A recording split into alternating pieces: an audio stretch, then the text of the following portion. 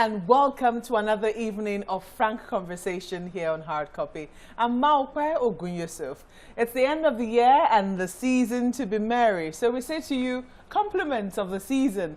But I can bet my Christmas chicken that many companies will be wishing you that and hoping that you make your last end-of-year purchases from them. In fact, a huge number will be engaging in promotion and sales, all in a bid to make that last end-of-year sale and get you to part with your hard-earned money. And it's all perfectly legal. But when you throw into the mix Nigeria's border closure, the drive by the government to ensure that Nigerian businesses do well, who's ensuring that we don't get exploited in this season? For instance, if we're traveling by road or by air, who ensures that the prices don't go overboard? The Act of the Federal Competition and Consumer Protection Council tells me that they have that responsibility. And tonight, we have the Director General here with us to tell us how his agency intends to protect us from exploitation in this season and beyond. Babatunde Irukera, welcome to Hard Copy. Good evening. Thanks for having me. Good evening and Merry Christmas to you. The very same to you and the people at Channels. Of course, thank you very much. But we imagine that this season will be extremely busy for you. Doesn't usually turn out to be so. Well, that is correct. As a matter of fact, earlier on today, I was having a conversation with someone and said, everybody seems to be winding up, but we just seem to be winding, and people seem to be winding down, and we seem to be winding up. It is quite a busy season. Well, as it should be, because this is the season where many people are going to be buying. I mean, we usually buy throughout the year, but this is the season where we buy a lot more for ourselves and, of course, for friends and family. What will be your focus in this season in terms of the areas you intend to look at to ensure that, a lot of Nigerians do not get exploited unnecessarily? And so from a consumer protection standpoint, the prime word for us from the consumer side, satisfaction. And from the company side, sensitivity and responsiveness. And then from the competition side, fairness. And so that captures everything. From a competition side, the markets must remain fair. You should not exploit consumers on account of the season. Mm-hmm. And then from the consumer protection side, of course, you must be sensitive to consumers, be responsive to them. And on the consumer side, we're looking to see that they're satisfied. What about sectors? I mean, do you have sectors you're homing in on? For instance, I gave the example of transport. Air tickets we know usually so in this season for a number of reasons. Maybe part of it might be weather, we don't know. But is it one of the areas where you're looking at? Not just airfares, but of course transport by road as well. Yes, absolutely. And a couple of weeks ago, we had the first joint stakeholder engagement between us, the Federal Road Safety Commission, and all the stakeholders, fleet operators in the road transport space, in talking about how to make sure that people are safe, they're secure, and they're satisfied during this process. One key area for us was transfers. And so you take a large transport company, get on their bus from Lagos, and you're headed to Asaba, for instance, or Oka, and then you'd get to Asaba and be transshipped into another bus. Vehicle. And so our question was, is there sufficient disclosure? Have you ensured that that other transporter that you're working with complies with the same standards that caused this passenger to choose you in the first place? And so what are your redundancy and your recovery plans? And so if there's a breakdown in the middle of the road, how do you have vehicles stationed at the closest city or town to make sure that you can recover people and still get them to their destinations safely and in a timely manner? And then what are your driver codes? Are you making sure that they get enough sleep? You're doing all the appropriate tests to make sure that they're not under any controlled substances or alcohol? And is there a mechanism for people to report, not just passengers on the buses, but other road users to report reckless or inappropriate driving behavior? And these are big issues. There might be the small things, but they're a big issue when you decide that you want to go by road. I mean, only recently I had an experience of trying to look for an appropriate transport company, to take a family friend down somewhere. And first and foremost, the transport fees were shocking. I was wondering what is going on. Well, yes, and you're right. There are big issues, and by the way, far more people travel by road Yes, than by indeed. air anyway. And so that's why we think from an impact standpoint this is important. Now, with respect to fares, the capitalism runs on demand and supply. True. However, a competition authority would make sure that prices are a product of free and fair negotiation between the supplier and those making the demands.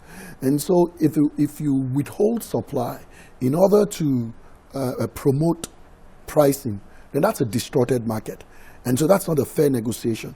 And so what we would be looking into in that space, whether it's road transport or air transport or even beverage industry, is to make sure that, one, there's no collusion going on. We always say compete, not collude.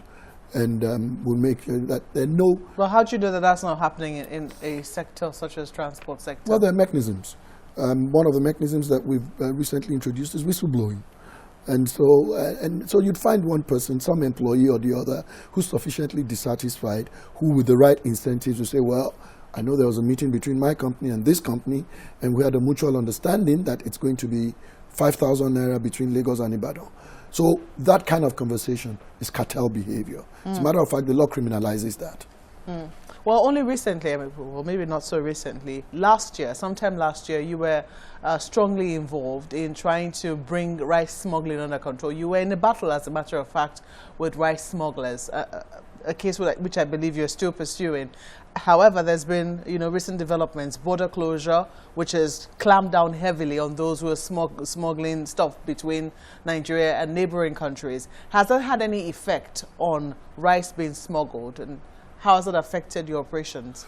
Well, the one thing, one of the bigger problems we have in consumer protection is fake and adulterated products.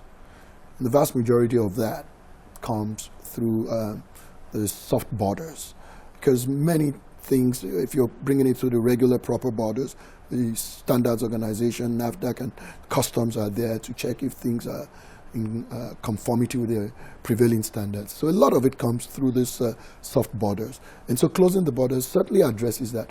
I'll be the first person to recognize the trade difficulties, both for Nigeria and for our neighbors, and potential treaty obligations that are in that space. But treaty obligations are usually subject to your own national security and national priorities.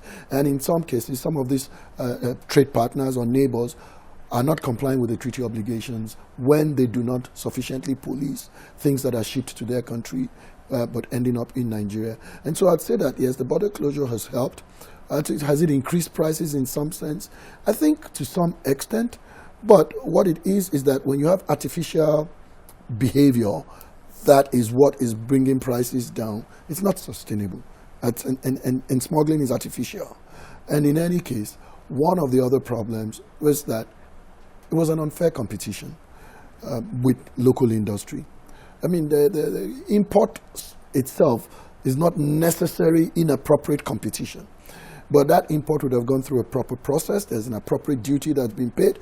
There are conformity issues and there are standards issues. So the regular imports will comply with that. And so they promote fair competition. So in many ways, a lot of Nigerians have commended the federal government for at least wanting to promote Nigerian businesses and protect them.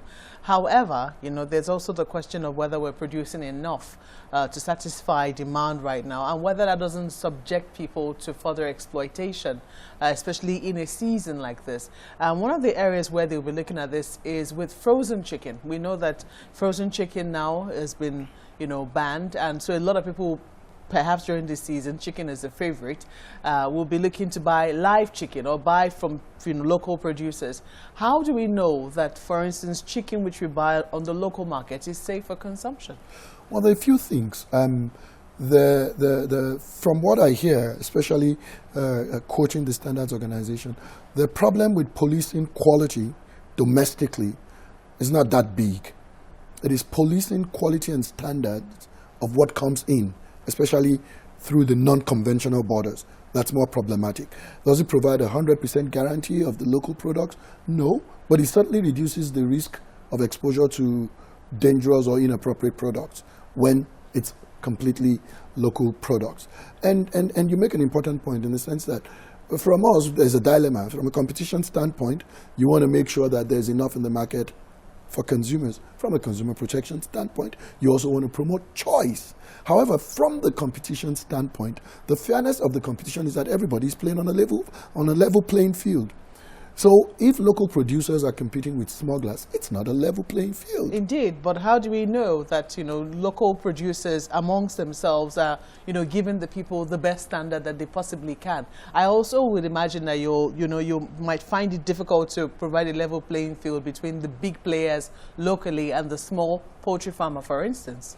Good. And so one of the ways of knowing that the local producers are potentially giving better services or goods or food, whatever the case may be, than the smuggled ones, not the imported ones, smuggled ones, is first, there is a regulatory framework that the local producers comply with. Is there such a framework? Oh, yes. I mean, so taking chicken and food, for instance, you've got NAFDAC. NAFDAC is looking at all the people who are selling this chicken. They're looking at how they're producing. They're looking at all kinds of things. You've got the agricultural inspections people looking at poultries and all of that. But when it's imported, there is already some background to the regulation. The question is, are those people alive to their duties right now? Are they aware? I mean, because the Nigerian people will need assurance that the products that they will be consuming in this season I believe they will are. be safe for consumption. I believe they are. But guess what? What even if they were not? There's a framework. The smuggled product that doesn't even have to comply with a framework is one step removed from compliance at all. And so businesses and people are not all and inherently unlawful. And so the fact that there is a legal process and a legal framework, some people just comply without enforcement. And so what the regulators deal with are those who will not comply in the absence of enforcement. But so you've got people who are going to smuggle.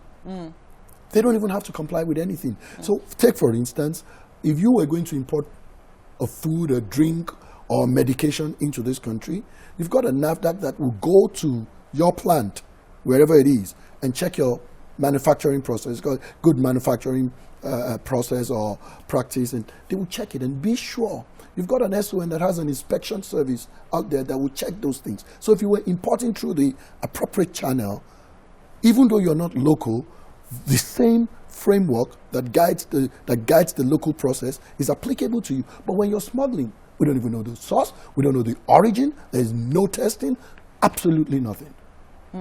Let's go to another sector right now. I know you've been in a big battle with one major provider of cable TV in Nigeria. We would like an update on that. But however, let's go to Telecoms, and I'd like you to listen to this video quickly. I come against every spirit, stealing my credit, stealing my data, stealing my credit.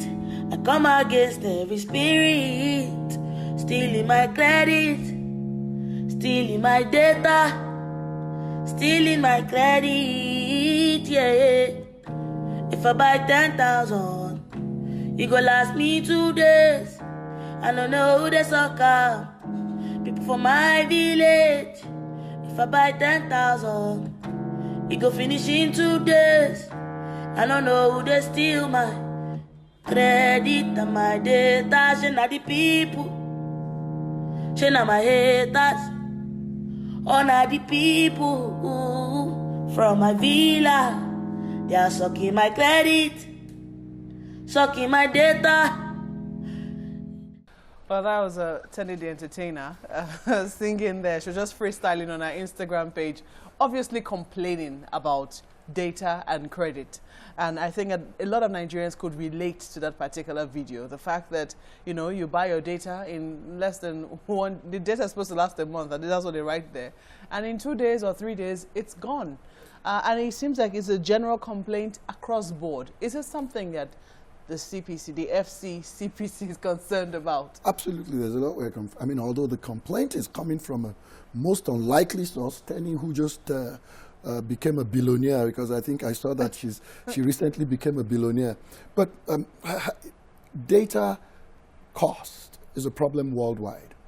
And what all regulators across the world, what they're trying to do is get their arms around how to actually get some visibility into data billing. And you know that voice was like that at one point.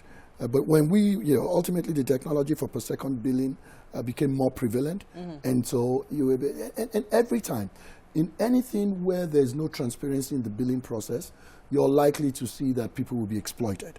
And so we've been engaging with the NCC, and there's very robust discussions, slow at the beginning, but very robust discussions on how to approach this. And one of the things that's happening is World Bank recently was working with us and some other African countries on just looking at spectrum allocation and some of these issues around data. We're communicating with the South African authorities who just ordered that data prices must come down. And so there are a bunch of things we're looking at and trying to address this. I will let you finish your thoughts on that, because we certainly have to go beyond robust conversation. We'll have to take a break at this moment. He'll finish his thoughts when we come back from this break. He also tried to run for the governorship seat in Kogi State. And we shall dig a little on that as well when we come back in a moment. Please stay with us.